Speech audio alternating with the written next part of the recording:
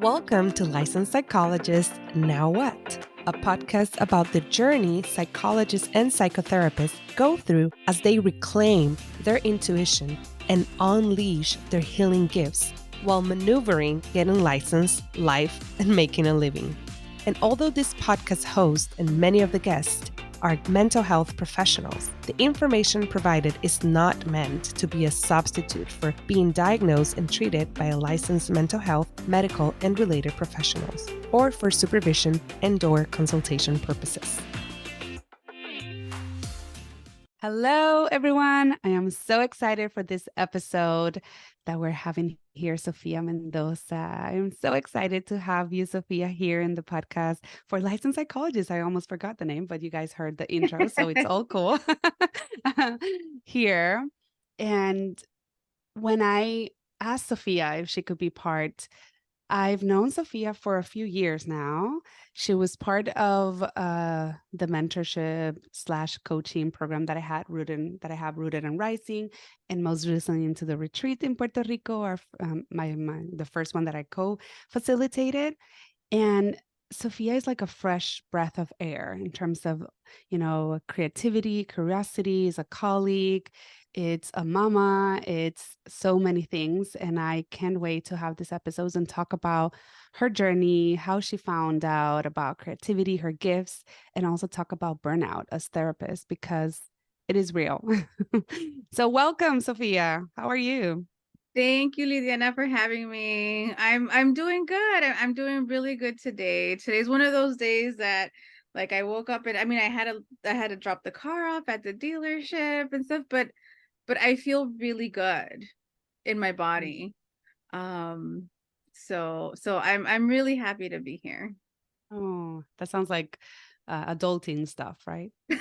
Yeah. But Well, let sometimes me it can feel grounded. Yeah. right. Adulting, but um like also SoCal, it's been really hot down here this summer and my AC has been going on and off. It's been blowing hot air and it's actually the fifth time that I take it in because they're like, okay, we fixed it. And no, it keeps coming back. So it also feels like self-advocacy because I'm like, and I'm not going to pay 1 cent more, so and then they actually gave me a loaner this time, so yeah, I feel good. I'm Oh, like bubbling a good. brand new car.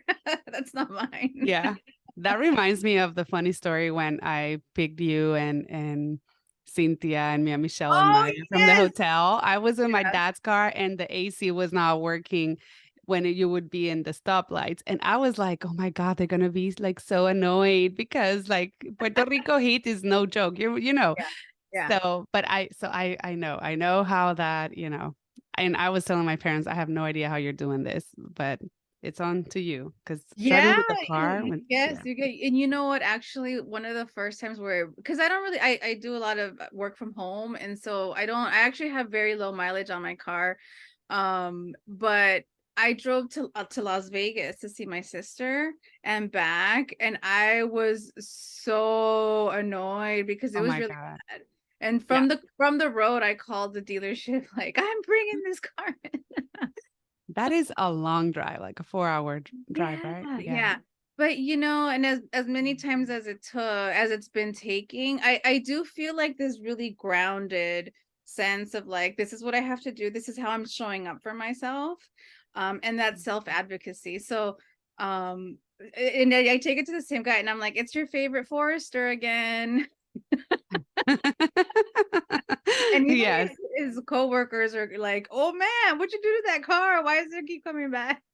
Oh gosh. Well, I hope the AC works very soon and the loaner Yes. is giving you all that nice AC. Yeah. Yeah. We went right straight into it. I Sorry, know. guys. Yeah, I know. it's all good. But Because it relates to oh everything. yes, it relates. It relates because I was driving and then it was raining there, and I'm like, oh no, we have to. Yeah, and there was a stop, but hmm, now formally, because I know I'm like Sophia and all that, but Sophia is a licensed clinical social worker, and if you can share us a little bit more, I mean, however you want to do, if you want to do formally or just informal or just Yeah, yeah, you, and about your yeah. services. Yeah. So, like you said, I'm a licensed clinical social worker. I've been focusing on mental health for the entirety of my career, really. I've been in community mental health. If you include my internships, about 16 years now. So I went from child therapist to Mhm. um a clinical supervisor, and now I work in a program that's more focused on like work related stuff, mental health barriers for employment. So I'm very much in that realm. I have a private practice. I'm also an author. Yes, you are. Not only about one book. Say all the books. Say Yes. all the books. So I call it the Mending Roots Coping Guides collection. And it's about 33, I think. Yeah. Wow. Some Mhm. of them are workbooks for children. They all have mental health themes. Some of them are reflection journals. Some of them are activity workbooks. And then a few are really just stationary notebooks with mental health themes or Latinx themes. Um, I really wanted to create something that I could carry around that represents me. You know, I've been talking about this on social media lately, how one of my dreams growing up was to work at Hallmark, right? The Mhm. greeting card company. Yes. And I was like, oh my gosh, I would love to be a creator. Ya me veía in my little cubicle. And I was just, I've always really liked clip art and stickers and stuff like that. And so, yeah, I think it comes from that, from that dream of really wanting to be a creator. And so, um, so I have the notebooks too. Um, Yeah. and Yes, and we're then, going to put all the information in the show yeah, notes so you yeah. can access and buy and support our Latinx colleagues and authors. Yeah. And Mhm. then this past year, actually, yeah, like in the last few months, which is something that the mentorship program that you started helped. I actually started including mentorship services as well. Yes.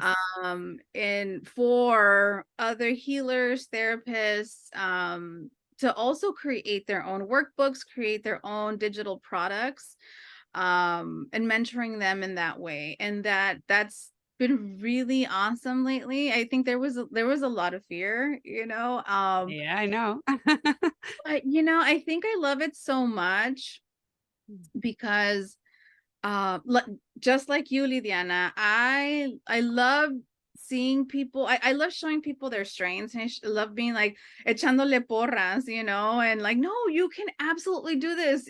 Like, I have figured out a way to make it be really easy. There's templates, and so that's been really fulfilling, really seeing people believe in their own medicina, you know, Yeah. and Yeah. and putting it out in the world, because we need that. We need our voices out there. Mm. Mm. Yeah. I got here a little teary eyed because I remember when you started in Rooted and Rising, and I'm like, echándote porras a ti, kind of Yeah. come on, you can do it, and seeing how you've continued to evolve in your work, which it was there. It's just like a little shaking of okay, take the next step. And Yeah.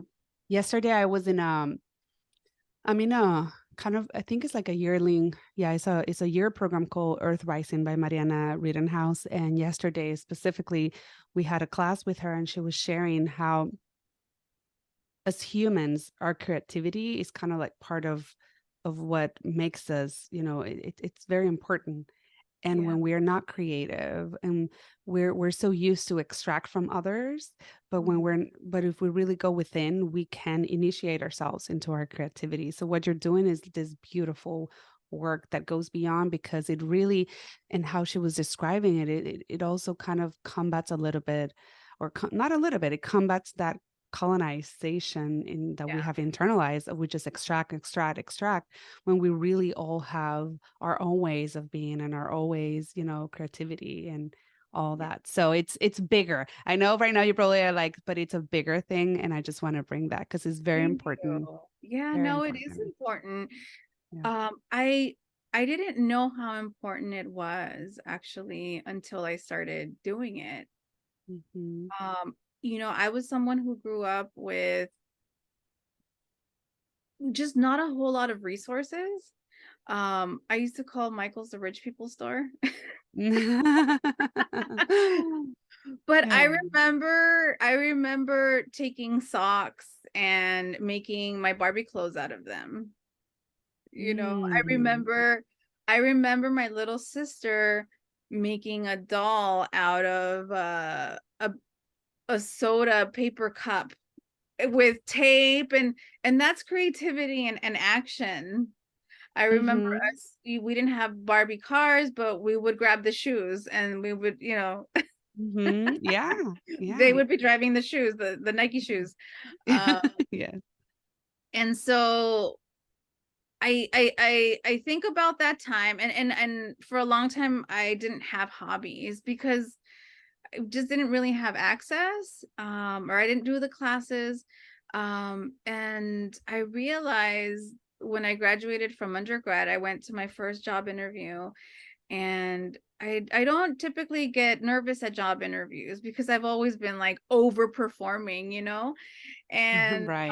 I know that. yeah, I mean, yeah. not for you, but I'm talking for me. Yeah. Yeah. Yeah, yeah. Well, always feeling like you're doing 2 times as much, and so, oh, that's a breeze, It was a data entry Right. job.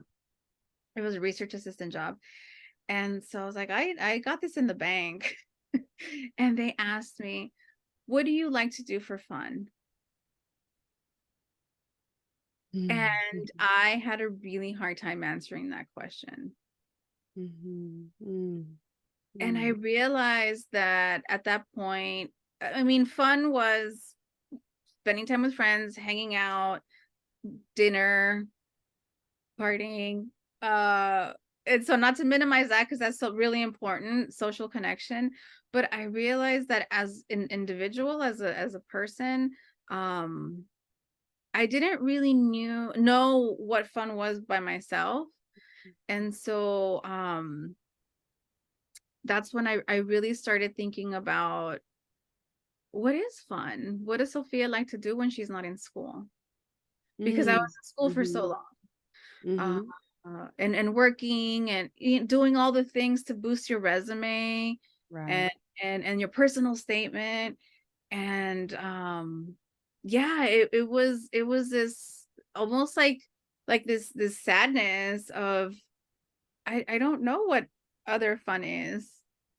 Mm. Mm. As you said that the word that came is like following the American dream, you know? Yes, Yeah. yes, yes. And I shared this with Rosa. Mhm. She's also at the retreat, that being a first gen college student, um that was the chinga, and it was like constant, do this leadership program, do this academic boot camp, uh because the dream was you get college educated, and that's it, Right. and then everything will be fine if you're college educated. Right. Right. Like that was the pinnacle of success. Right. Never mind that it was a BA in psychology, and entry Right. level jobs are not that much, right? So then I would still have to go to graduate school. Um, Yeah. but it was the what comes after, what comes after graduation. Now what? Mm. And I think for so long I thought healing was getting a college degree. Mhm. Mhm. But in reality, I realized that it actually made me avoid a lot of emotion. Right, because you were so in the go, go, go, you didn't have time to even have, I Yeah, mean, like, and so after that, that's when things started to unravel a bit, and me thinking of, like who am I independent of this degree even? I am not my degree. right. And how elitist to think that my degree is what makes me. Mhm. Mhm. That makes sense. Yeah. Yeah. Well, it was a hope for survival in so many ways, and that would quote unquote guarantee that Yeah. you will be able to get a paying good pay, get a house, you know, the Mhm. family and the whole American dream. Right. Yes. Right, right, Yes. right. And so, it's funny. It was not funny, not funny that that's actually the population I work with. I work with first generation professionals in therapy. Que también, they were like, now, wait, now all this, what? I'm not healed. I'm this Right. person in this profession. I'm a doctor, lawyer. Like, how am I still having problems, or how did these problems begin, and why am I having these feelings in my body, Mm. um and so that's been very impactful as well. Mm. And around when was the time that you kind of reclaimed the creativity and started doing things? Yeah, actually, right after I graduated, I started crocheting. Some people conflate it with knitting. Mm-hmm. Because I did remember I was in an after school program when I was in third grade, and I did learn how to crochet, but I didn't do too much of it. And so after graduation, a friend of mine was crocheting, and I said, I think I know how to do that. So I started crocheting, Mm. and I like did like tutorials on YouTube, and I would go to Michael's, the rich people store, Uh-huh. get the 40% coupon every time. Right. I said, that's how they do it with the 40% coupon. I Yes. didn't know that. Yes. And so I started crocheting a lot. I started scrapbooking, which brought in like the clip art, the stickers, um and really just crafting. Mm. Crafting. It was almost like an inner child, like little girl crafting. I remember I made a little jewelry box. Uh-huh. And I'm not a great like drawer or painter, but in that moment I really do remember thinking, wow, this is something that the 10-year-olds do. And I would make some, and my biggest thing was make stuff to gift. And so Mm. I started crocheting blankets and beanies um for family members. And so that, and then I started sewing. Ah, And then I went to nice. graduate school, and then I would make stuff to sell to buy my books. Oh. Oh, there you go. So that's the connection of the books. Okay. That's the connection. Well, no, to Yeah. sell I mean, I'm sorry, to buy my books. Oh, okay, okay. Yeah, to buy my school books. I would Yeah. sell my crochet stuff, and some little stuff that I would sew. I used to make these fingerless gloves, so people could still like type when they were cold. Yes. Yeah. That's Yeah, nice. but I think being around creativity like that made me see all the things, made me see like pretty notebooks and Mm. journals, Mm. and but never feeling represented by them. Mm. Mm-hmm. Mm-hmm. Yeah. Never feeling represented by them. Yeah. And so then I went into grad school, and I remember my internships were in community mental health, and there weren't a lot of resources for our Spanish speaking clients. And so I got really used to kind of creating our own worksheets, translating them, but then like translating them to where our clients could understand based on like their educational level or their level of understanding. um and I think that's where I came in with like, I could do this, like I'm a DIYer. and Mm-hmm. and I started creating my own worksheets That's where it for started. my clients. And because I was working with children, a lot of crafting, a lot of fun Yeah. in terms of the interventions. So I think doing that in that stage really really gave me the motivation and the to say like, oh well, we've been experimenting anyway, so let's just put this together. Pero también the need Right. that, again, not feeling, not being represented, and now in our field.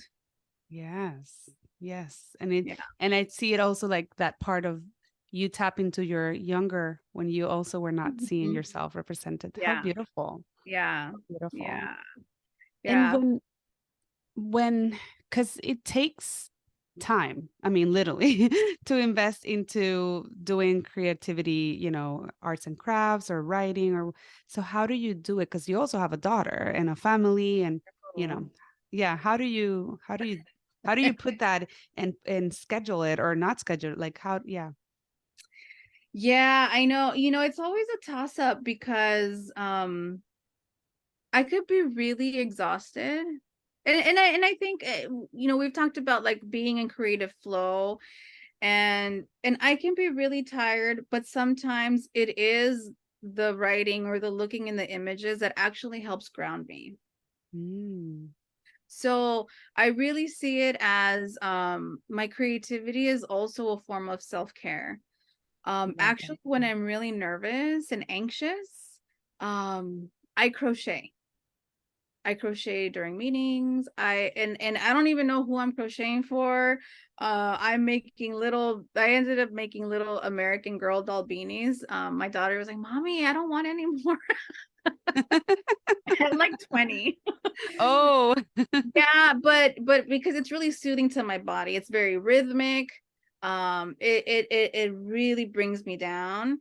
Um, and it's bilateral too. Right, right. So that's really soothing. So I know my husband will be like, you're feeling tired. I also suffer from an autoimmune condition, and so he's like, you need to rest. Like, no more books, Hmm. no more projects. I say, but that's actually a part of my healing. And Mm. so sometimes because I have a subscription to a website where I can I license I commercially license images. Mhm. And so sometimes I honestly am not even thinking about doing a journal, but I like to go and just look at the images because it's very visually grounding for me. Mm. And so I'll just be there looking at images, and then sometimes the ideas will come. But I just really love being kind of immersed in art, Mhm. whether I'm looking at it or engaging in it. And then Mm. with the writing, like the personal writing, it's more when I'm really going through it.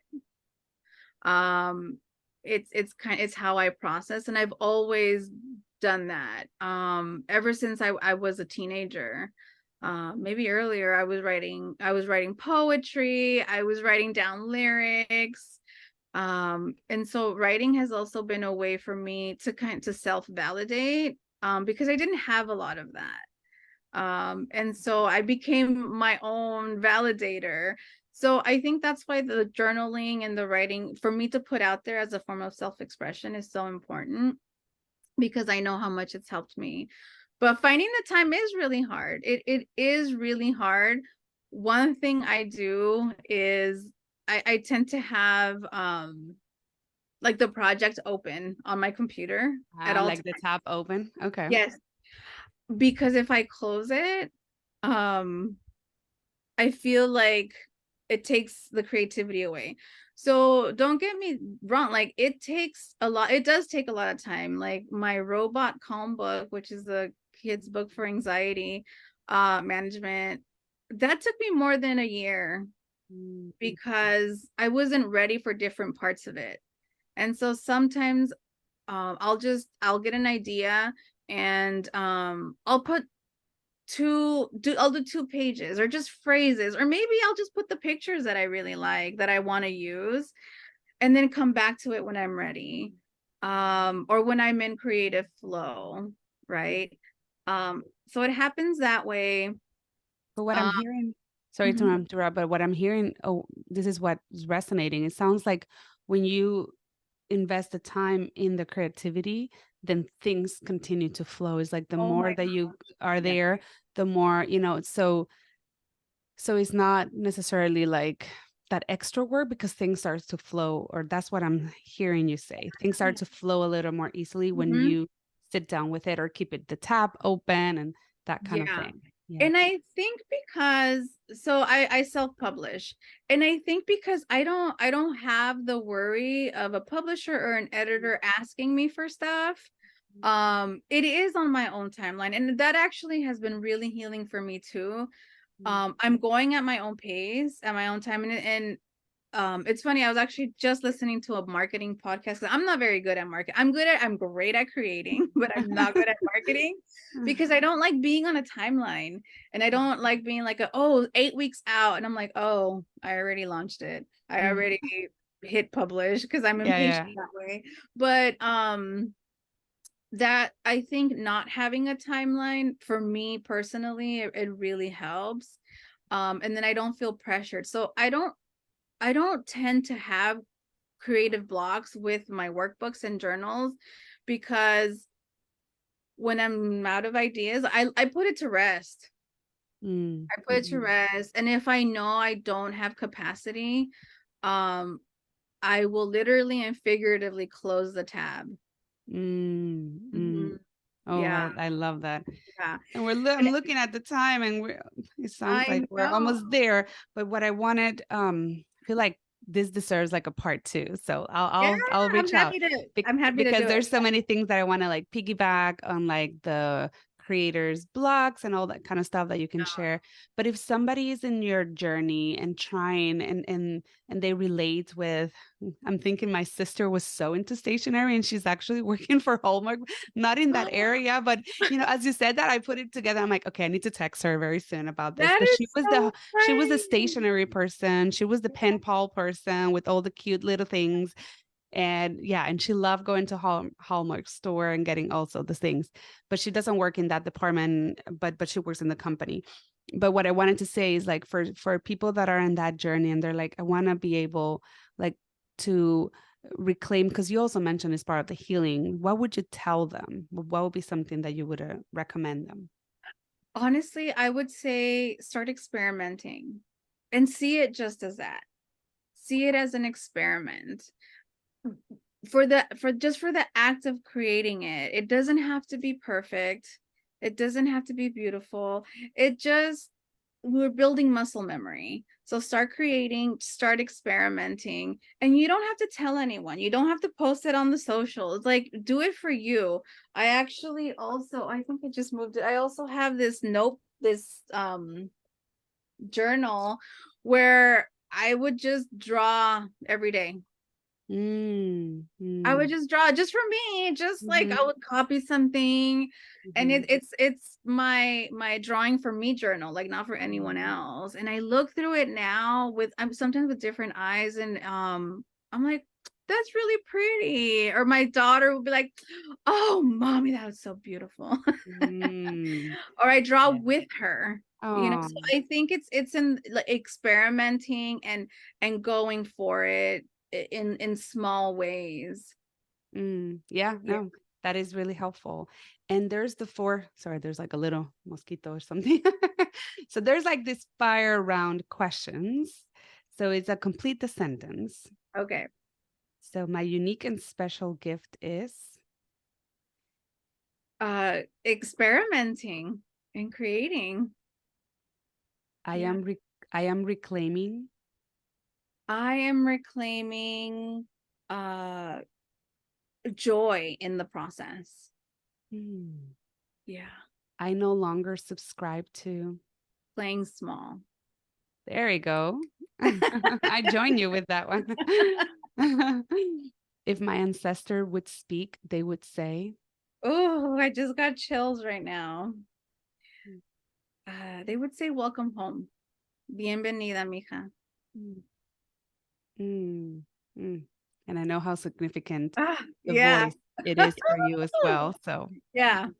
holding Yeah, you like there. welcome home to yourself. Or Yeah. welcome home to this part. Mm. Yeah. And my wish for you is, Oh, my wish for you is that you hold yourself with tender, loving care during those times of self-doubt Mm, and fear. Yeah. mm. Thank you so much for sharing. Where could people Yeah. find, and you have a burnout also course, so I want to like piggyback to that. Yeah. Can you share a little bit about it? Yeah. So I have a burnout recovery course. It's 6 modules and it's self-paced. It's a really great adjunct to therapy, but really anyone who wants to learn more about burnout and how to prioritize themselves. And creativity is a part of it, you know. But that's on my I just launched it. I'm really excited about that. But yeah, people can find me and the course and the books www.mendingrootshealingspaces.com/books for the books /creative mentorship /burnout for the course. Mm, And then on mm, Instagram as well, Mending Roots Healing Spaces. My therapy IG is Mending Roots Therapy, and my website is Sofia Mendoza, LCSW.com. and all those links will be here. It Yeah. was an honor and a pleasure to share this space with you as always. Oh, me too. Thank you for Yeah. having me. I know. I'm like, what? Time's over. I know it's over. And but I I could talk think about this forever. no, but I honestly think like a whole episode on Yeah. creative blocks and writing, as I'm also in my own journey of writing the book, which Yeah. I'm waiting for the editor to send me back the approval so I can write. That's another story. But that part of like being Yeah. able, because I know a lot of people would enjoy that. So Yeah, and I do. I have a lot of really great tips that I share with my mentees that I've done myself. And again, everyone's so different, but I have like a big list so that anyone can pick different things from there. Experiment, right? Experiment with different things. lovely, lovely. Again, it was an honor, a pleasure. Everyone, please go and follow Sophia. Go and check all her stuff. And if there's anything about that creative mentorship, she's the person to go to, definitely. So Ew. until next time, see everyone. Bye. Bye. Thanks for listening, Licensed Psychologist Now What? To make sure you don't miss any episode, make sure to subscribe via your favorite podcast player and to join our email list via our website. Lastly, I will appreciate if you would rate and review our podcast to help us reach more folks that can benefit from the information provided here. Until next time, bye-bye.